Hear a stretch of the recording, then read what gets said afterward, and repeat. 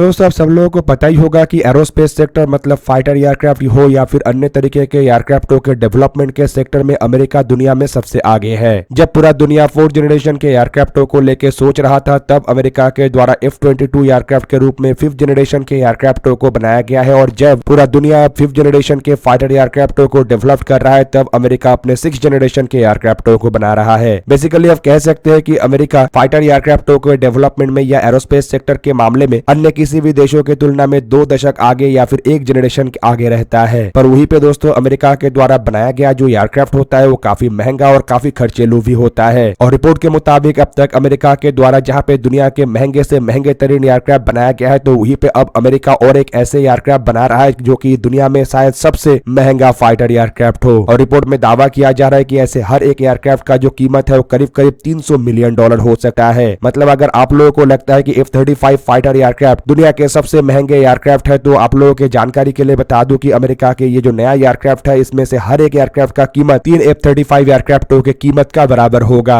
अब दोस्तों मैं यहाँ पे जिस एयरक्राफ्ट का जिक्र कर रहा हूँ उसे नेक्स्ट जनरेशन एयर डोमिनेंस के नाम से पहचाना जाता है। और दोस्तों ये अमेरिका के 6th जनरेशन फाइटर एयरक्राफ्टों का प्रोजेक्ट है। और हाल ही में कुछ मीडिया रिपोर्टों में दावा किया गया है कि अमेरिका ये जो नेक्स्ट जनरेशन एयर डोमिनेंस एयरक्राफ्टों का निर्माण कर रहा है इनमें से हर एक एयरक्राफ्टों का कीमत कम से कम $300 मिलियन होगा। मीडिया रिपोर्टों में इवन ये भी दावा किया जा रहा है कि ये जो next generation air dominance 6th generation के फाइटर एयरक्राफ्ट है ये असल में अब तक के दुनिया के सबसे सोफिस्टिकेटेड और टेक्नोलॉजिकली एडवांस एयरक्राफ्ट होगा। और टेक्नोलॉजी के मामले में ये F-35 हो या F-22 एयरक्राफ्ट इन सभी एयरक्राफ्टों से केवल मात्र एक जनरेशन आगे ही नहीं बल्कि कई तरीके से बेहतर होगा। और अमेरिका इन एयरक्राफ्टों को जहां पे तैयार कर रहा है तो वहीं पे साल 2030 से शायद ये एयरक्राफ्ट सर्विस में भी आ जाए। और इन एयरक्राफ्टों का इस्तेमाल करके मतलब नेक्स्ट जनरेशन एयर डोमिनेंस एयरक्राफ्टों का इस्तेमाल करके अमेरिका अपने एयरफोर्स के बेड़े से F-22 रैप्टर मतलब दुनिया का सबसे पहला 5th जनरेशन के फाइटर एयरक्राफ्टों को रिप्लेस भी करेगा। अब दोस्तों इससे आप लोगों को अंदाजा लग गया होगा कि अमेरिका एरोस्पेस टेक्नोलॉजी में कितना आगे है, क्योंकि चाइना रशिया जैसे देश जहां पे 5th जनरेशन के एयरक्राफ्टों को अपने बेड़े में शामिल करने को लेकर मुशक्कत कर रहा है और भारत 5th जनरेशन के एयरक्राफ्टों का डेवलपमेंट कर रहा है तो वहीं पे अमेरिका अपने 5th जनरेशन के एयरक्राफ्टों को रिप्लेस करने को लेकर तैयारी कर रहा है। दोस्तों अमेरिका के नेक्स्ट जनरेशन एयर डोमिनेंस एयरक्राफ्टों को लेकर फिलहाल जितने भी डेटा पब्लिकली अवेलेबल है उसके मुताबिक ये जो एयरक्राफ्ट है ये इंजीनियरिंग टेक्नोलॉजी का एक मार्बल होने जा रहा है। और ये एयरक्राफ्ट क्रूड और अनक्रूड मतलब मैन्ड और अनमैन्ड दोनों ही कॉन्फ़िगरेशन में ऑपरेट होगा। इवन दावा ये भी किया जा रहा है कि ये अनमैन्ड एरियल व्हीकलों को अपने साथ लेके उड़ान भरेगा। इवन इसमें loitering munition, manned unmanned teeming system, even robotic backup और कई तरीके के आर्टिफिशियल इंटेलिजेंस टेक्नोलॉजी के इक्विपमेंट भी होगा। इवन दोस्तों इन एयरक्राफ्टों के इंजनों को लेकर भी दावा किया जा रहा है कि अमेरिका के द्वारा इन एयरक्राफ्टों की आवश्यकताओं को देखते हुए एक संपूर्ण नए इंजन का डेवलपमेंट किया गया है जो कि 5th जनरेशन के इंजनों के मुकाबले में कई गुना ताकतवर और इवन काफी अधिक मात्रा में थ्रस्ट और इलेक्ट्रिसिटी भी जनरेट कर सकता है। और दोस्तों इन इलेक्ट्रिसिटी का उपयोग इन एयरक्राफ्टों के द्वारा असल में कई तरीके के एडवांस टेक्नोलॉजिकल इक्विपमेंट इवन हथियारों को ऑपरेट करने के लिए किया जाएगा। इवन खाली इतना ही नहीं बल्कि ये जो इंजन है ये अब तक के पूरा दुनिया में डेवलप्ड हुए किसी भी इंजन के मुकाबले में कम से कम हीट सिग्नेचर और रेडियो फ्रीक्वेंसी सिग्नेचर जनरेट करता है, जिसके कारण इन इंजनों को डिटेक्ट कर पाना लगभग नामुमकिन है। जबकि दूसरी तरफ नेक्स्ट जनरेशन एयर डोमिनेंस एयरक्राफ्टों के हथियारों को लेकर भी दावा किया जा रहा है कि इसमें कई तरीके के एडवांस हथियार और एडवांस स्टेल्थ टेक्नोलॉजी का इस्तेमाल अमेरिका के द्वारा किया जा रहा है। इवन इन एयरक्राफ्टों को डिजाइन वाइज इतना स्टेल्थ बनाया जा रहा है कि फिलहाल दुनिया में जितने भी रडार कैपेबल है वो इन एयरक्राफ्टों को शायद ही डिटेक्ट कर पाए। इन एयरक्राफ्टों को अमेरिका के द्वारा long range high performance aircraft के रूप में बनाया जा रहा है जो कि पलक झपकते ही किसी भी 5th जनरेशन के फाइटर एयरक्राफ्टों को हवा में तबाह कर पाएगा। जबकि दोस्तों इतने एडवांस एयरक्राफ्टों को बनाने के लिए अमेरिका के द्वारा काफी अधिक खर्चा किया जा रहा है। और कुछ रिपोर्टों के मुताबिक इन एयरक्राफ्टों के जो 5 साल का डेवलपमेंट कॉस्ट रखा गया है वो करीब करीब $29 बिलियन